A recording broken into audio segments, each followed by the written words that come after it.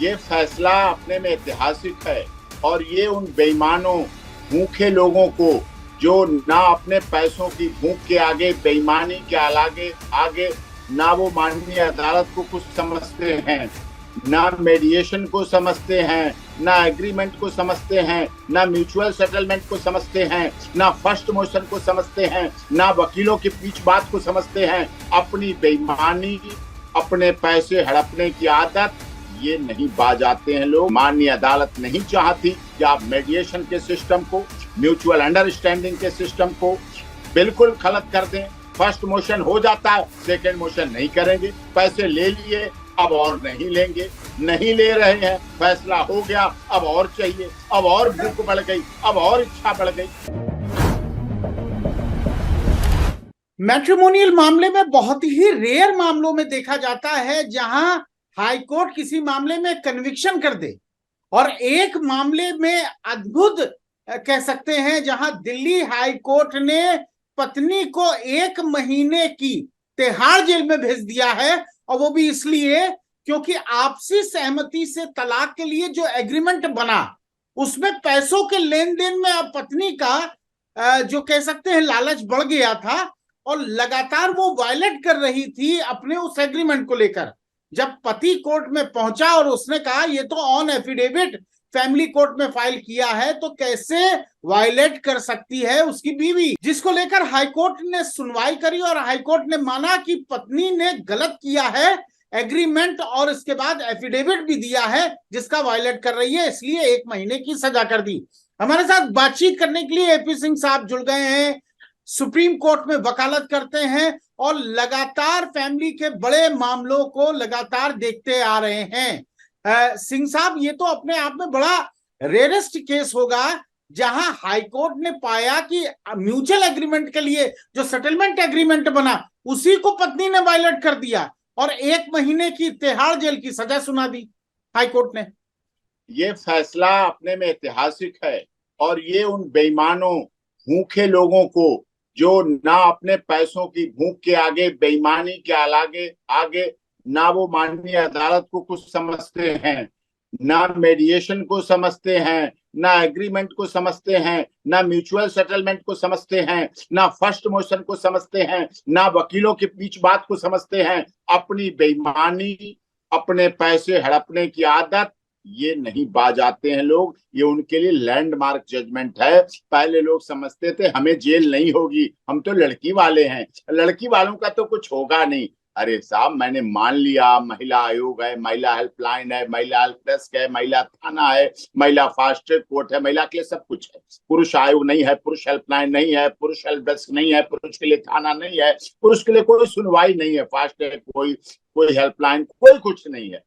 लेकिन माननीय अदालतें हमारी, high court, supreme court, trial court जीवंत है, जागृत है, ज्वलंत है, गूंगी नहीं है, बहरी नहीं है। सिर्फ आंखों पर पट्टी इसलिए बंधी है कि उन जघन्य बातों को देखकर कहीं उनका कठोर फैसला ना हो जाए। इसलिए तमाम सबूतों, साक्ष्यों, गवाहों को मद्देनजर रखते हुए अदालत इस नतीजे पर पहुंचती है।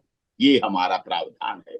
लेकिन माननीय अदालत नहीं चाहती कि आप मेडिएशन के सिस्टम को, म्यूचुअल अंडरस्टैंडिंग के सिस्टम को बिल्कुल खत्म कर दें। फर्स्ट मोशन हो जाता है, सेकंड मोशन नहीं करेंगे। पैसे ले लिए, अब और नहीं लेंगे, नहीं ले रहे हैं, फैसला हो गया, अब और चाहिए, अब और भूख बढ़ गई, अब और इच्छा बढ़ गई। ये सिंह साहब, अब इस मामले में तो ये हुआ 57 पॉइंट्स आपसी में सहमत हुए और फर्स्ट मोशन के बाद पत्नी पलट गई, कहने लगी मैं तो नहीं मानूंगी, अब जाइए जो करना है आप करिए। और यही कारण है शायद 20-20 साल तक जो मैटर 2-4 साल में निपट जाने चाहिए वो 20-20 साल तक घिसते रहते हैं। यही कारण है, यही समस्या है। और लोग दोष देते हैं माननीय अदालतों को, लोग दोष देते हैं वकीलों को, दोनों पक्ष को, पुलिस को, इन्वेस्टिगेशन को। कहते हैं तारीख पे तारीख, तारीख पे तारीख। दूसरे के आगे उंगली उठाने से पहले अवस्थी जी, आप बहुत वरिष्ठ पत्रकार हैं, वकालत से जुड़े हुए हैं, हर चीज को समझते हैं, ग्राउंड जीरो की रिपोर्टिंग करते हैं, सुप्रीम कोर्ट में अपने कानों से बातों को सुनते हैं, फिर आगे लिखते, चलाते और न्यूज देते हैं। आप जब उंगली उठाते हैं किसी पर तो 3 उंगलियां अपनी तरफ उठती हैं, ये लोग भूल जाते हैं। दूसरे पर उंगली उठा देना बहुत आसान है। इन्वेस्टिगेशन एजेंसी, पुलिस भ्रष्ट, वकील भ्रष्ट, वकील मेरा मिल गया, वकील उधर टूट गया, वकील ये हो गया, जज साहब नहीं आते, तारीख पे तारीख देते हैं, सब कुछ आरोप लगा देंगे, अपना गिरेबान नहीं झांकते।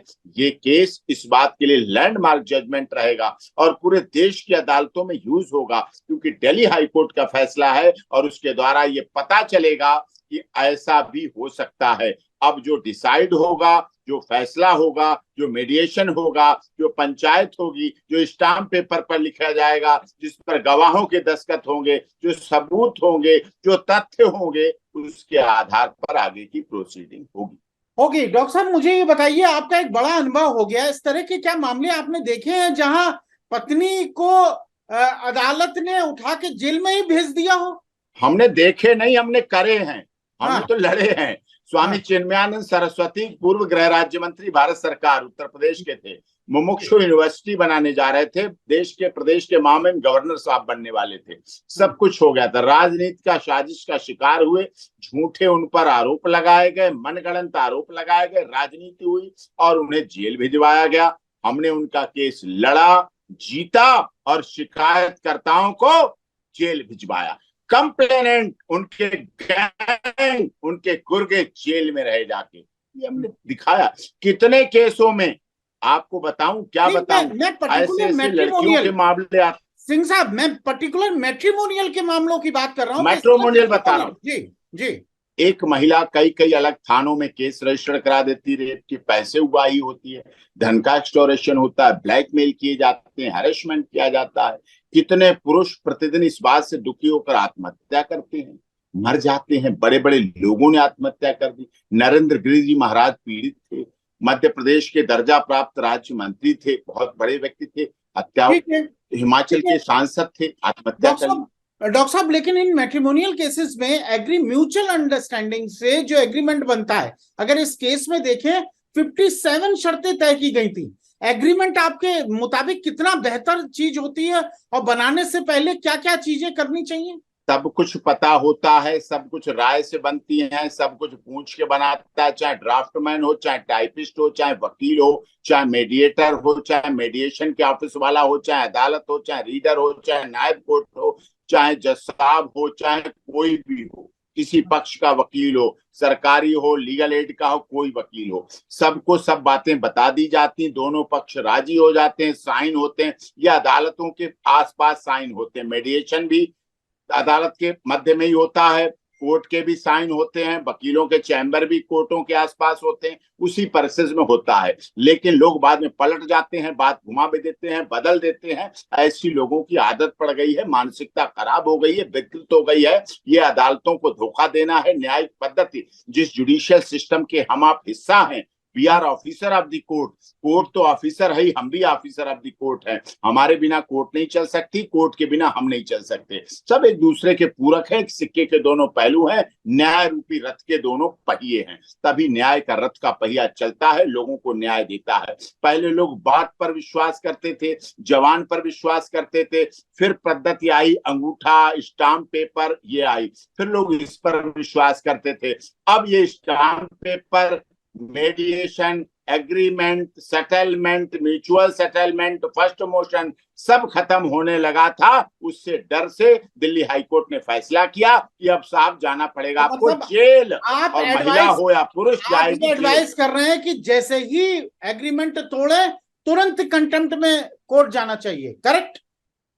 बिल्कुल, कंटेम्प्ट ऑफ कोर्ट, चाहे डिस्ट्रिक्ट कोर्ट का मामला हो, एडिशनल सेशन जज का मामला हो, फैमिली कोर्ट का मामला हो, मेट्रोपोलिटन मजिस्ट्रेट का मामला हो, कोई मामले हो, जहां कहीं बनती है कंटेम्प्ट ऑफ कोर्ट डालिए, गिड़गिड़ाइए मत, डरिए मत, परेशान मत होइए, उसके पीछे पीछे मत बातिए, उसके स्वार्थ की पूर्ति मत भरिए, उसके पेट को मत भरिए। भरने वाला बेईमान का कभी कोई पेट नहीं भर पाया है। जो बेईमान हो गया, डिसऑनेस्ट हो गया, जिसने अपने ईमान धर्म को खो दिया, उसका कोई पेट नहीं भर पाता है। सिर्फ उस पर अदालत का डंडा, जेल का भय, न्यायालय के आदेश ही उसको सही करेंगे, और माननीय अदालतों ने ये काम शुरू कर दिया। ठीक है, जो पुरुष आयोग के लिए आपने तो बकायदा जंतर मंतर पर धरना दिया, कहीं ना कहीं ये उसको एक कदम आगे की तरफ ले जाता है। उसी का परिणाम है जो हम लोगों की लड़ाई है, हम लोगों का जो प्रयास है, उसकी सफलता है, सफलता की तरफ दिख रहा है और सफलता सबको दिखने लगी है। और अब ऐसा होगा और होगा भी, सबके साथ सामने आएगा।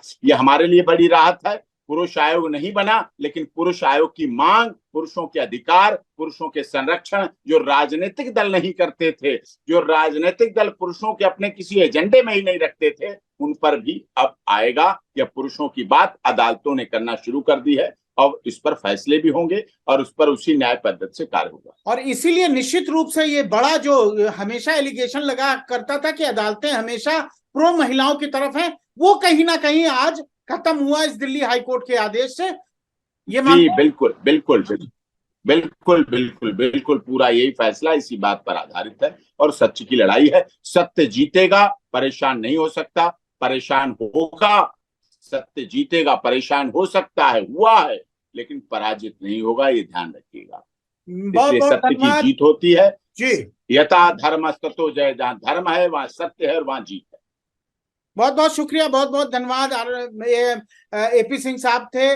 निश्चित रूप से हाईकोर्ट का जो आदेश आया है वो अपने आप में एक तरह का लैंडमार्क है, क्योंकि लगातार यही एलिगेशन लगाया जाता था कि महिलाओं के बारे में तो कोई कार्रवाई नहीं होती है, लेकिन फिलहाल ये एक बड़ा फैसला आपके सामने है। बहुत बहुत शुक्रिया, बहुत बहुत धन्यवाद। नमस्कार। लीगल रिपोर्टर के सभी वीडियो को देखने के लिए लीगल रिपोर्टर को सब्सक्राइब करके बेल आइकन बटन जरूर दबाएं।